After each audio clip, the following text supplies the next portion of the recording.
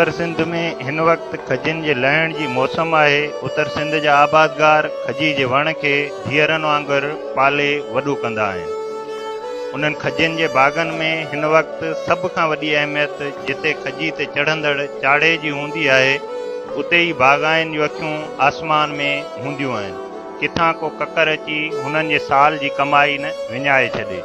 हिन वक़्तु मिलंदड़ चाढ़ा ॾाढा ॾुखिया ऐं मुश्किल मिलंदा आहिनि, छो जो हिकु मशहूरु चाढ़ो या सुठो चाढ़ो ई खजी जी कटाई सुठे नमूने सां करे सघे थो।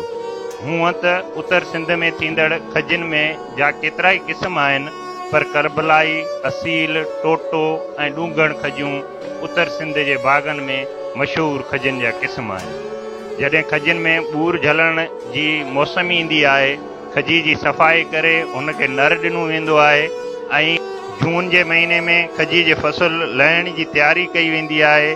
कॾियूं, खोखा ऐं खारा ठाहिया वेंदा आहिनि।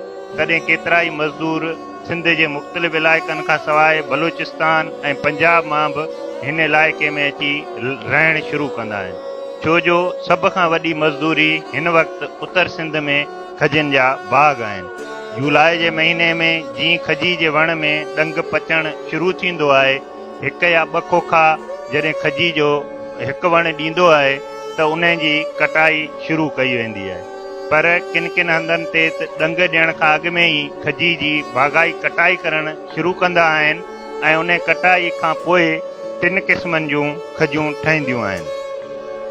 के वरी असील मञा जेके खजियूं तयारु कयूं वेंदियूं आहिनि, उनमें ॾंग, आम कतल, छुआरो सभ खां अहम हूंदियूं आहिनि।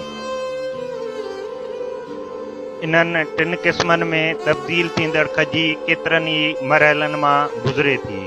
सभ खां पहिरीं उन्हनि खजीअ खे हिकु साफ़ पाणी जे वॾे टब में लाथो वेंदो आहे। उतां साफ़ करण खां पोइ उहा साॻी खजी वरी हिकु उकुरंदड़ टब में विधी वेंदी आहे, जिते उनखे रंग काठ ॾिनो वेंदो आहे, जंहिंसां खजी जो रंग बहितर थींदो आहे ऐं पोइ उहा खजी सुकाई वेंदी आहे।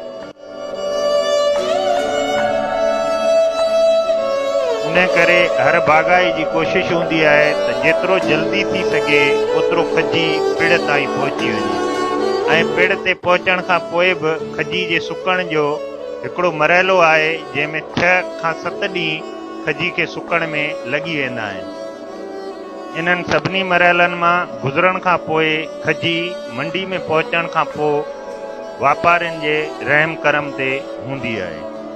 उत्तर सिंध में खजी जो फसल सभ खां घणो थिए थो ऐं हिन वक़्तु उन जी सभ खां वॾी मौसम आहे ऐं उते केतिरा ई मज़दूर मुख़्तलिफ़ हंधनि तां अची पंहिंजी मज़दूरी कंदा रहनि था। जेकॾहिं सरकार खजी जे फसल ते तवजह ॾिए ऐं उन जे अघ खे ॾिसे त थी सघे उत्तर सिंध जी खजी जीअं हिन वक़्तु बि ॿाहिरियुनि मुल्कनि में मोकिली वञे पई, ईअं आलमी मंडी में वॾो अघु करे सघे थी।